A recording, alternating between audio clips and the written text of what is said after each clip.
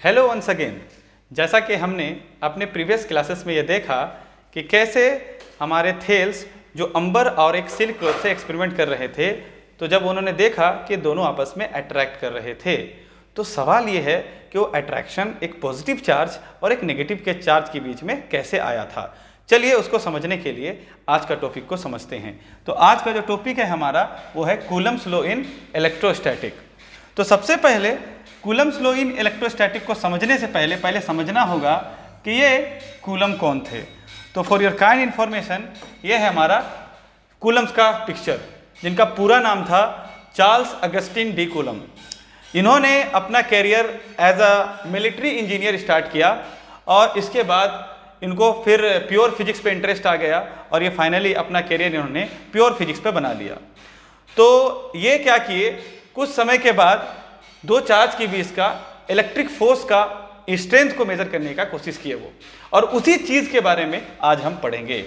मतलब जब दो चार्ज रखते हैं, एक पॉजिटिव चार्ज और एक नेगेटिव चार्ज, तो दो चार्ज के बीच में कितना मैग्नीट्यूड का फोर्स एक्सर्ट करता है, मतलब कितना न्यूटन फोर्स एक्सर्ट करता है, उसको समझते हैं कि कूलम्स ने कैसे किया। लेकिन सवाल ये था, यहाँ पे एक सवाल आता है मन में, और वह सवाल ये है कि इससे पहले हमारे पास यूनिवर्सल लॉ ऑफ ग्रेविटेशन था। मतलब ये है कि अगर कोई भी दो मासेस होंगे तो दो मासेस के बीच में फोर्स लगेगा, जो कि हम कहते हैं ग्रेविटेशनल फोर्स ऑफ अट्रैक्शन। तो जब दो चार्जेस के बीच में फोर्स लग रहे थे, वो सवाल ये था कि वो जो चार्ज के बीच में जो फोर्स लग रहा है वो फोर्स ग्रेविटेशनल फोर्स है कि इलेक्ट्रिकल फोर्स है, उसे कैसे पता करेंगे हम। चलिए उसको आपको समझाते हैं कि पहले ये समझ लेते हैं कि दो चार्ज के बीच में जो फोर्स लगा है, क्या वो चार्ज प्योरली ग्रेविटेशनल है या फिर वो इलेक्ट्रिकल भी है। एग्जाम्पल से समझाते हैं। Let us take an example कि मान लेते हैं कि हमारे पास दो न्यूट्रॉन है। हम दो पार्टिकल लेते हैं, लेट से कि दो न्यूट्रॉन। अब ये दो न्यूट्रॉन के बीच में साइंटिस्ट लोग क्या किए थे, किस तरह से इनका ग्रेविटेशनल फोर्स को पहले वेरीफाई करने के लिए एक साइंटिस्ट जिनका नाम था कैवेंडिश, आप इसका स्पेलिंग को चेक कर सकते हैं, अगर मुझसे गलती हुआ तो आप करेक्टिफाई कर लीजिएगा। तो दो न्यूट्रॉन्स के बीच में मान लीजिए दो न्यूट्रॉन रखे, तो ये दोनों न्यूट्रॉन के बीच में फोर्स ऑफ अट्रैक्शन होगा मास की वजह से। अब चूंकि दोनों न्यूट्रॉन है, दोनों का मास m ले लेते हैं, तो दोनों का बीच का फोर्स ऑफ अट्रैक्शन कुछ ना कुछ होगा। तो अगर यहाँ पे हम यूनिवर्सल लॉ ऑफ ग्रेविटेशन का यूज करें और फॉर्मूला लगाएं F = G m × m by r², मान लेते हैं इन दोनों का बीच का डिस्टेंस हमारा क्या है, r है। तो हमें यह देखने को मिला कि जब मान लीजिए कैवेंडिश एक एक्सपेरिमेंट किए और कैवेंडिश ने देखा कि जो हमारे पास मैथमेटिकली जो फॉर्मूला को अप्लाई कर रहे हैं, सपोज इन दोनों का बीच का force of attraction x Newton है, तो वो एक्सपेरिमेंटली भी चेक करने का कोशिश किए कि क्या न्यूटन ने सही बताया है यूनिवर्सल लॉ ऑफ ग्रेविटेशन की गलती। तो उन्होंने उसके लिए क्या किया, एक डिवाइस बनाया जिसे हम टॉर्सनल बैलेंस कहते हैं। तो कैवेंडिश भी टॉर्सनल बैलेंस बनाए थे और कूलम्स भी टॉर्सनल बैलेंस बनाए थे। तो कैवेंडिश ने जो टॉर्सनल बैलेंस बनाया था, ये चेक करने के लिए कि न्यूटन्स का लॉ जो है वो सही है कि नहीं है। तो जो कैवेंडिश ने देखा कि दो न्यूट्रॉन का बीच में जो फोर्स हम एक्सपेरिमेंटली जो हम टॉर्सनल बैलेंस से निकाल रहे हैं, एग्जैक्टली हमारा मैथमेटिकल वैल्यू भी लगभग वही वैल्यू बता रहा है।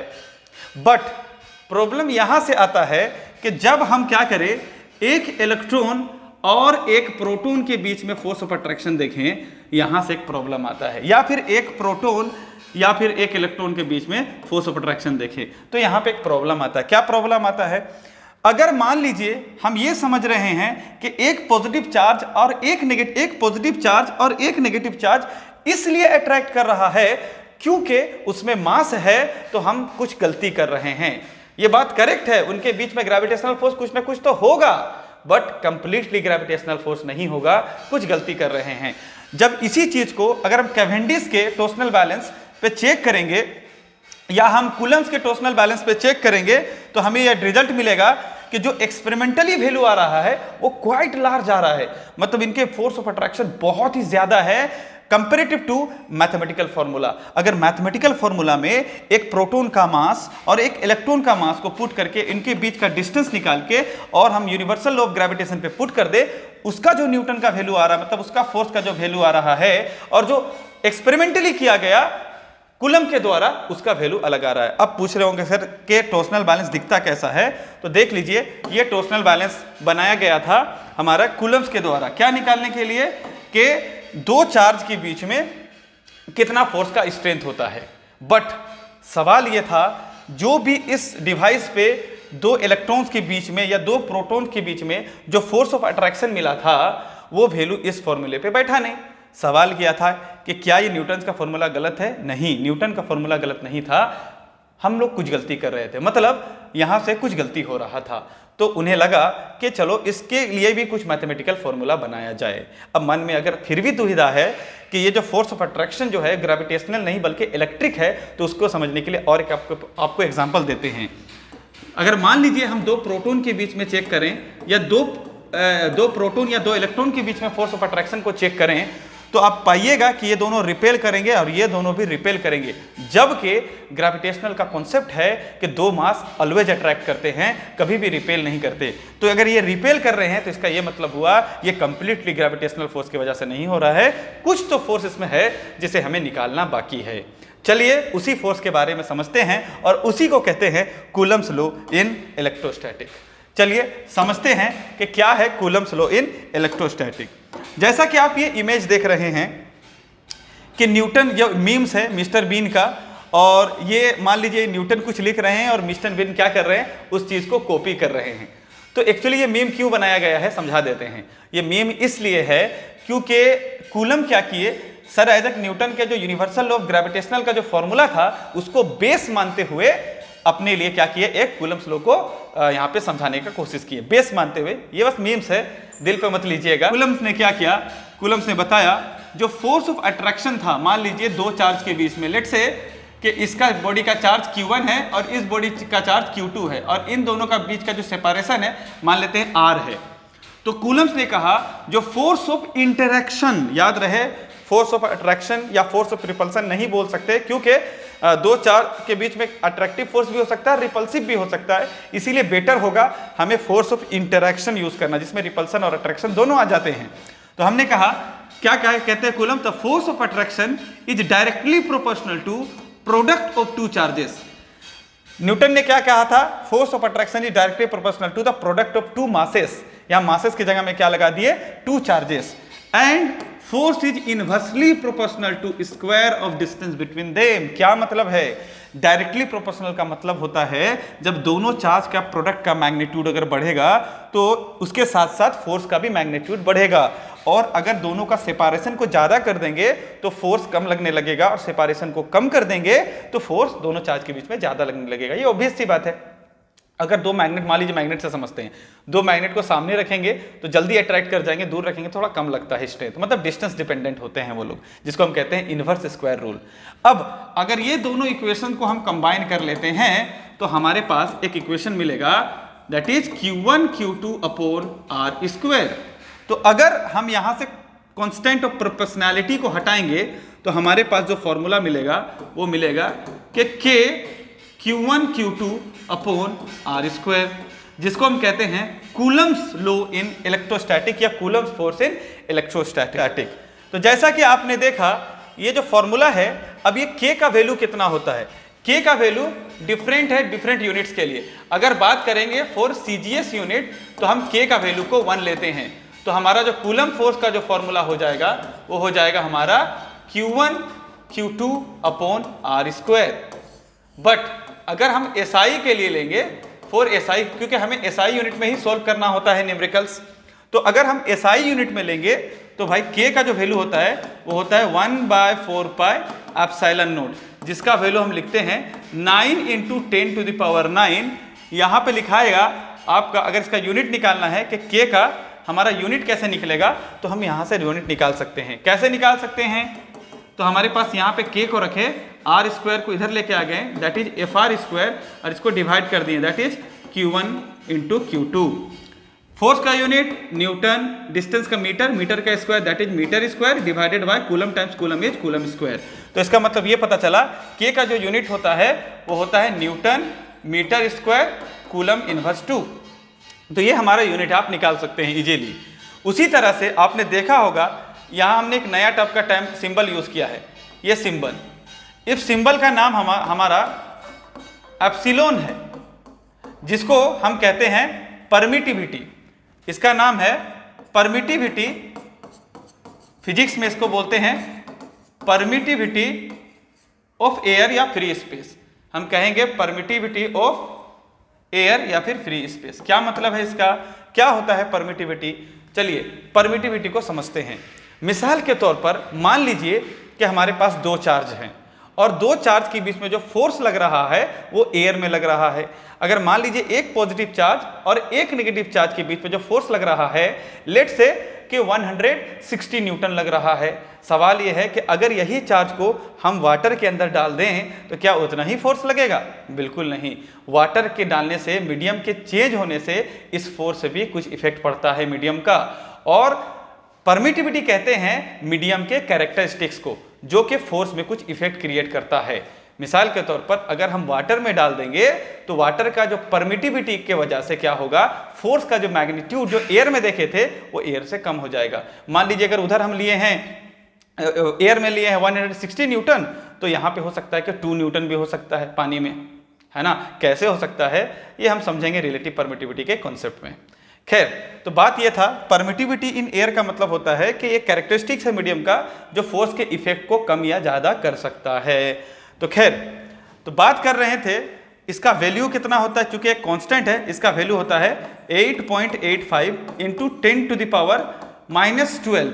बस इसके ऑपोजिट होगा। क्यों? क्योंकि ये k से इन्वर्सली प्रोपोर्शनल है, मतलब 1/4 पाई तो कांस्टेंट हो गया, तो इसका जो भी यूनिट होगा इसका यूनिट में खाली थोड़ा सा चेंज कर देंगे, उल्टा कर देंगे। क्या हो जाएगा? Newton inverse metre inverse two coulomb square.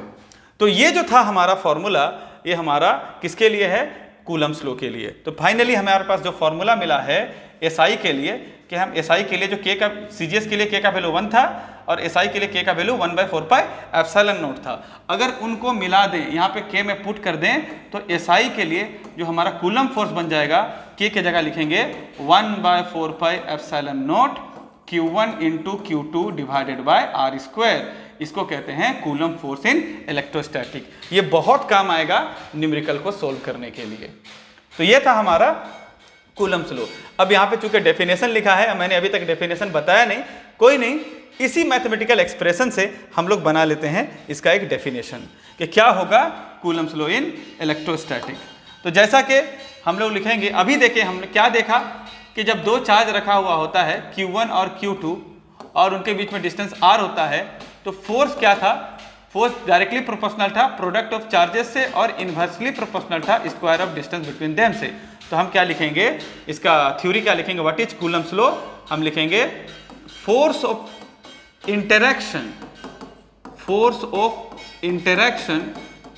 Between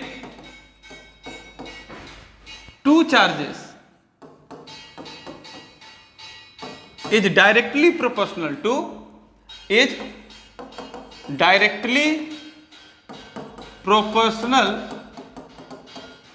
to product of charges and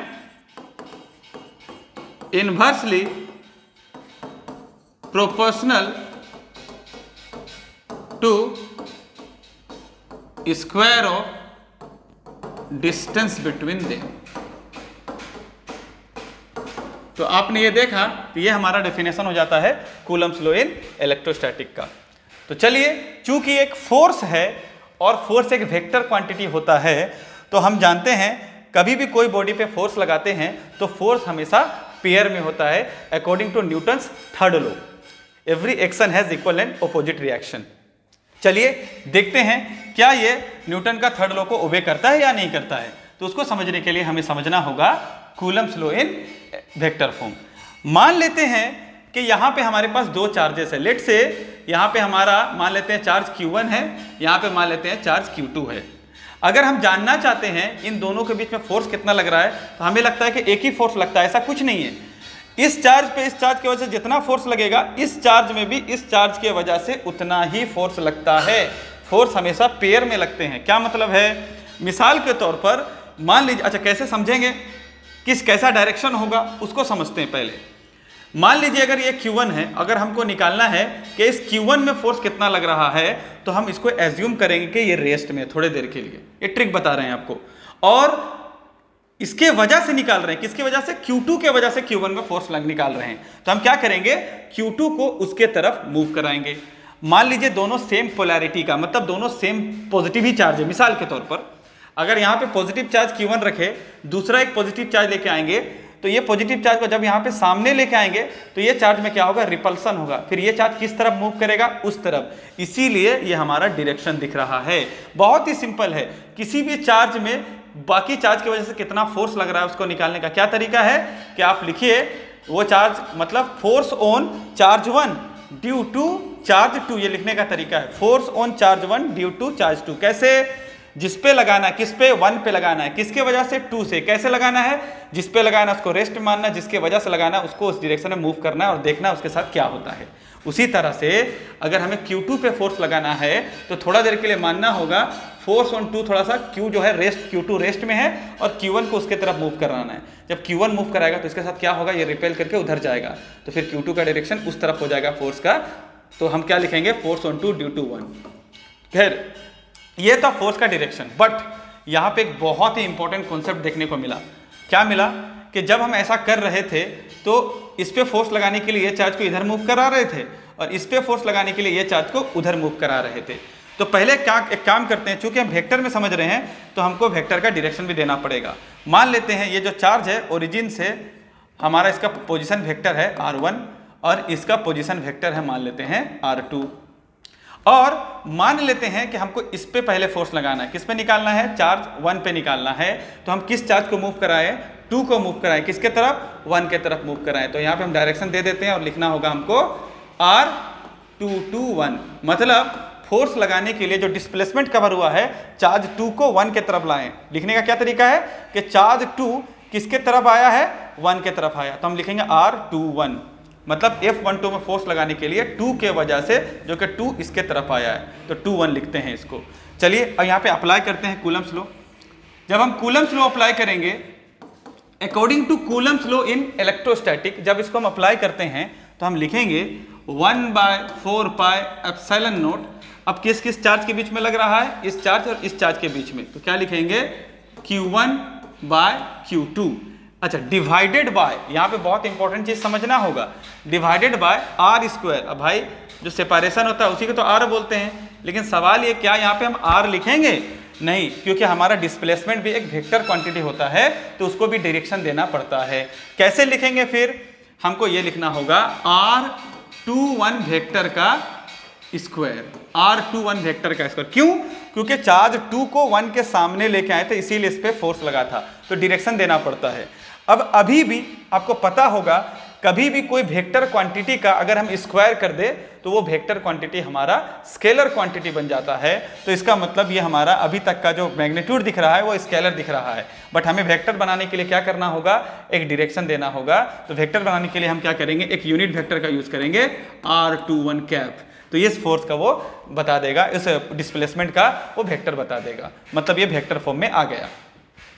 अब यहाँ पे मान लेते हैं इसको हम इक्वेशन 1 लिख लिए, है ना।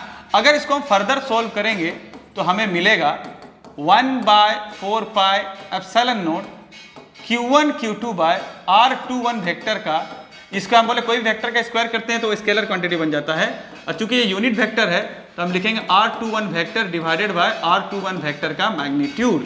क्योंकि आपको पता होगा unit vector of A is magnitude of vector A, sorry vector A divided by magnitude of vector A.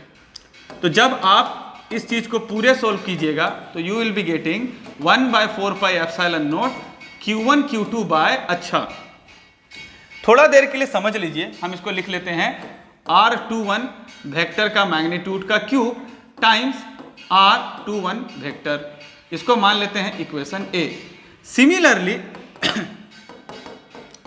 Similarly जब हम F21 सोल्व करेंगे तो हमारे पास फॉर्मूला मिलेगा 1/4πε0 Q1 Q2 बाय, अब F21 को निकालना है, मतलब force on charge 2 due to 1, तो 2 में निकालना है तो 2 को रेस्ट में मानना है, 1 को मूव कराना है। तो भाई डायरेक्शन 2 1 नहीं लेंगे, हम डायरेक्शन लेंगे यहाँ से 1 से 2, क्यों? ये चार्ज उसके तरफ मूव किया है, इसीलिए यहाँ पे 2 1 के लिए लिखेंगे r12 वेक्टर का स्क्वायर। स्क्वायर करने से क्या बन जाता है? स्केलर बन जाता है, इसीलिए मैग्नीट्यूड डाल दे रहे हैं। और यहाँ पे क्या लिखेंगे? वही यूनिट वेक्टर को यहाँ पर दिखाना होगा, लिखेंगे r12 वेक्टर का यूनिट कैप। आराम से लिख सकते हैं। अब सवाल ये है, जब इसको सोल्व करेंगे तो ये भी हमारा उसी तरह से मिल जाएगा। क्या मिलेगा? 1/4 पाई एप्सिलॉन नॉट, यहाँ पे मिलेगा Q1 Q2। जब इसको सोल्व करेंगे उसी तरीके से सोल्व करेंगे तो यहाँ पे हमारा क्या मिलेगा? r12 वेक्टर का क्यूब जैसा इसमें मिला, और यहाँ पे बच जाएगा 2 1 के जगह यहाँ पे बच जाएगा r12 वेक्टर। इसको दे देते हैं इक्वेशन बी। अब भूलिए मत कि हम क्या प्रूव करने का कोशिश कर रहे हैं। हम क्या प्रूव करने का कोशिश कर रहे हैं कि ये न्यूटन्स का थर्ड लॉ को ओबे करता है। फोर्स हमेशा पेयर में लगता है। एवरी एक्शन है equal and opposite reaction. Please पढ़ते पढ़ते भूल नहीं जाइएगा कि मकसद क्या है हमारा। ये जानना बहुत जरूरी है, क्योंकि हम लोग क्या करते हैं, पढ़ते हैं और मैथमेटिकली पढ़ लेते हैं। हमें कंसेप्चुअली समझना होगा कि हम क्या पढ़ रहे हैं। उसके बाद आते हैं हम आगे का स्टेप करते हैं। मान लीजिए अगर उस ट्राइंगल को देख रहे हैं आप, इसका नाम दे देते हैं O, इसका नाम दे देते हैं A, इसका नाम दे देते हैं B। जैसा कि आपने वेक्टर में पढ़ा होगा कि triangle law of vector addition, अगर नहीं पता है तो कोई बात नहीं, आप यहाँ से फिर से सीख सकते हैं। Triangle law of vector addition, मान लीजिए हमारे पास एक ट्राइंगल है ABC और इस तरह से इसमें कुछ डायरेक्शन दिया हुआ है। लेट से इस तरह से कुछ डायरेक्शन दिया हुआ है। तो triangle law of vector addition के अकॉर्डिंगली जो हमारा ट्राइंगल का रिजल्टेंट साइड होता है वो सम ऑफ अदर 2 साइड होता है। अगर नहीं मालूम है तो आप 11th क्लास में पढ़े होंगे, नहीं तो हमारा वीडियो बाद में आ जाएगा इस पे। खैर, अब कैसे पहचानेंगे कि इनमें से कौन सा साइड रिजल्टेंट है? आप एक काम कीजिएगा, आप एक लूप चलाइएगा क्लॉकवाइज या एंटी क्लॉकवाइज, और जो साइड उस लूप को ओबे नहीं करेगा वही होगा रिजल्टेंट। एग्जाम्पल, अगर A से B और B से C जाएंगे तो हम देख रहे हैं एक क्लॉकवाइज हम लूप चला रहे थे। जैसे ही क्लॉकवाइज लूप चलाएं, एरो भी वही डायरेक्शन में जा रहा है, बट जैसे C से A आ रहे हैं क्लॉकवाइज में तो देख रहे हैं ये एरो A से C जा रहा है, C से A नहीं जा रहा है। इसका मतलब क्या हुआ? AC हमारा रिजल्टेंट हो गया। तो जो लूप को ओबे नहीं करेगा वही रिजल्टेंट होगा।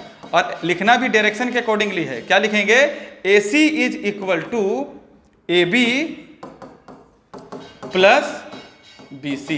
इसी को कहते हैं triangle law of vector addition, जो कि आप ऊपर में हम यूज करने वाले हैं। चलिए देखेंगे कि हम ऊपर में इसको कैसे यूज करने वाले हैं।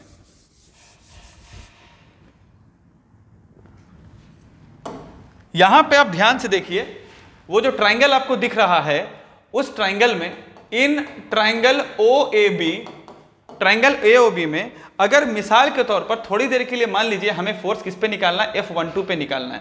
तो हम कौन सा वेक्टर को ले रहे हैं? हम इसको ले रहे हैं। थोड़ी देर के लिए किसको ले रहे हैं? R21 को ले रहे हैं, जो कि उस तरफ डायरेक्टेड है। इसको थोड़ी देर के लिए नेग्लेक्ट कर लीजिए, हम इस डायरेक्शन को नहीं ले रहे क्योंकि इस पे फोर्स निकालेंगे।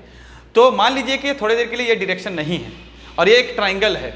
अब इस ट्राइंगल में लूप चलाइए क्लॉकवाइज या एंटी क्लॉकवाइज, जो कंटिन्यूटी को ब्रेक करेगा वही होगा रिजल्टेंट। आपने गौर से देखा होगा, अगर हम इसको लेंगे, इसको कंसीडर करेंगे तो लूप हमारा ऐसे चल रहा है, मींस हमारा लूप एंटी क्लॉकवाइज चल रहा है। बट जैसे एंटी क्लॉकवाइज लूप चला रहे हैं तो देख रहे हैं ये जो साइड है OA कंटिन्यूटी को ब्रेक कर रहा है। जाना तो AO चाहिए था, आ रहा है OA।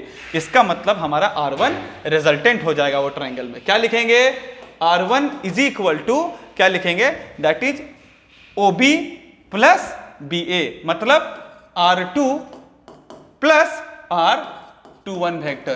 तो यहां से हम R21 सोल्व कर सकते हैं। तो हमारे पास मिलेगा R21 is equal to R1 minus R2। थोड़ी देर के लिए इसको मान लेते हैं सपोज इक्वेशन 2। हाँ, इक्वेशन 1 दिया था, इक्वेशन 2 नहीं दिया था, ठीक है। सिमिलरली अगर वही ट्राइंगल में हम थोड़ी देर के लिए कंसीडर कर ले, इस फोर्स को बनाने वाला कौन था? ये था। अब क्या कीजिए, इसको ध्यान मत दीजिए, अब थोड़े देर के लिए इसको ध्यान दीजिए, इस डायरेक्शन को ध्यान दीजिए। अगर इस डायरेक्शन को ध्यान देंगे R12 को, तो OA और R12 ये हमारा क्लॉकवाइज में दिख रहा है और R2 हमारा कंटिन्यूटी ब्रेक कर रहा है। तो हमारे पास मिलेगा R2 इज इक्वल टू, हमारे पास क्या मिलेगा? R2 जो कि कंटिन्यूटी ब्रेक कर रहा है और ये साइड कंसीडर नहीं कर रहे, इसको कंसीडर कर रहे हैं। तो हमारे पास क्या मिलेगा? R1 vector plus vector R12। अगर यहां से हम वेक्टर R12 निकालें तो हमारे पास मिलेगा R2 vector minus R1 vector. तो आपने क्या देखा? आपने ये देखा कि इक्वेशन 2 और 3 को देखा गौर से, ये R1 माइनस R2 है, ये R2 माइनस R1 है। इसका मतलब ये हुआ कि जो R21 वेक्टर है और R12 वेक्टर है, दोनों मैग्नीट्यूड में सेम है, बस खाली नेगेटिव साइन का फर्क है। क्यों? क्योंकि अगर इसमें नेगेटिव कॉमन लीजिएगा तो R1 माइनस R2 आ जाएगा। तो इसका मतलब ये भी वेक्टर का डायरेक्शन में भी प्रूव है कि ये उस डायरेक्शन में है, ये उस डायरेक्शन में है, इसीलिए ये दोनों इक्वल है मैग्नीट्यूड में। इक्वल कैसे मैग्नीट्यूड में? क्योंकि A से B का जो डिस्टेंस होगा, B से A का भी डिस्टेंस वही होगा, फर्क है सिर्फ डायरेक्शन का। मीन्स डिस्टेंस सेम है बट डायरेक्शन अपोजिट है, मतलब मैग्नीट्यूड से। मैग्नीट्यूड कहते हैं ओनली हमारा स्केलर वैल्यू डिस्टेंस के बारे में, है ना। तो जब हम देखेंगे तो दोनों क्या होगा, सेम होगा। तो मान लेते हैं थोड़ी देर के लिए कैलकुलेशन को इजी करने के लिए कि R21 वेक्टर का मैग्नीट्यूड जो होगा R12 का मैग्नीट्यूड, मतलब लेंथ से बराबर होगा। AB और BC लेंथ से बराबर है, डायरेक्शन से नहीं। तो उसको मान लेते हैं दोनों इक्वल टू क्या है, R। दोनों इक्वल टू क्या है, R। अब क्या करेंगे, इस वैल्यू को R21 में और R12 में पुट करेंगे। सवाल क्यों करेंगे? हम बोले कोई भी वेक्टर को स्क्वायर करते हैं तो स्केलर बन जाता है, और चूंकि ये भी स्केलर वैल्यू है और स्केलर वैल्यू का क्यूब है, तो यहाँ पर भी R और यहाँ पर भी R को हम पुट कर सकते हैं। चलिए देखते हैं पुट करके क्या होता है। अगर इक्वेशन A को हम रीराइट करें, दोबारा लिखें, इक्वेशन A को फिर से लिखें, तो हम यहाँ ऐसे लिख सकते हैं F12 is 1/4 pi epsilon naught Q1 by Q2 by R cube into R21 vector. बिल्कुल लिख सकते हैं, क्यों नहीं लिख सकते? इसको मान लेते हैं इक्वेशन, मान लेते हैं A डैश, मान लेते हैं इक्वेशन हमारा A डैश है ये। सिमिलरली हम क्या लिख सकते हैं, F21 क्या लिख सकते हैं, 1/4 pi epsilon naught Q1 Q2 divided bye R cube into, अच्छा 21 के जगह, यहाँ पे 12 के जगह 21 था, तो 21 के जगह क्या आ जाएगा, 12। अब देख सकते हैं वहाँ पे इक्वेशन, इसका नाम दे देते हैं B डैश। अगर हम इसको थोड़ा सा चेंज कर दें तो, अगर ये इक्वेशन को इस तरह से लिख दें तो 1/4 pi epsilon naught Q1 Q2 by R cube. ध्यान से देखिएगा, R12 जो है वो नेगेटिव ऑफ R21 कह सकते हैं, या R21 नेगेटिव ऑफ R12 है। तो हम क्या करेंगे, R12 के जगह हम लिख सकते हैं नेगेटिव ऑफ R21। अगर ये हम लिख लेंगे तो ये नेगेटिव आगे मल्टीप्लाई हो जाएगा, और जब ये नेगेटिव आगे मल्टीप्लाई हो जाएगा हमारे पास आ जाएगा -1/4 pi epsilon naught Q1 into Q2 by R cube into R21 vector. जरा ध्यान से देखिएगा इक्वेशन A डैश को और इक्वेशन C को, जहां पे इसका वैल्यू और इसका वैल्यू सेम दिख रहा है, सिर्फ नेगेटिव का फर्क है। F21 का वैल्यू और F12 का वैल्यू एकदम सेम है, बस नेगेटिव का फर्क है। तो क्या हम ये नहीं लिख सकते कि F21 is negative of F12? बिल्कुल लिख सकते हैं। इसी से वेरीफाई होता है हमारा न्यूटन्स थर्ड लॉ। मीन्स कहने का मतलब ये है, ये चार्ज जितना फोर्स लगा रहा है, इसी चार्ज में वो चार्ज भी उतना ही फोर्स लगा रहा है, बस नेगेटिव है। मतलब क्या है, ऑपोजिट इन डायरेक्शन है। अब देख रहे हैं F12 उस डायरेक्शन में है और F21 इस डायरेक्शन में है। इसके बाद हमारे नेक्स्ट वीडियो में आप देख सकते हैं, इसी पे बेस्ड है सुपरपोजिशन प्रिंसिपल। और प्लीज़ सपोर्ट कीजिए और हमारे चैनल को सब्सक्राइब कीजिए। Thank you.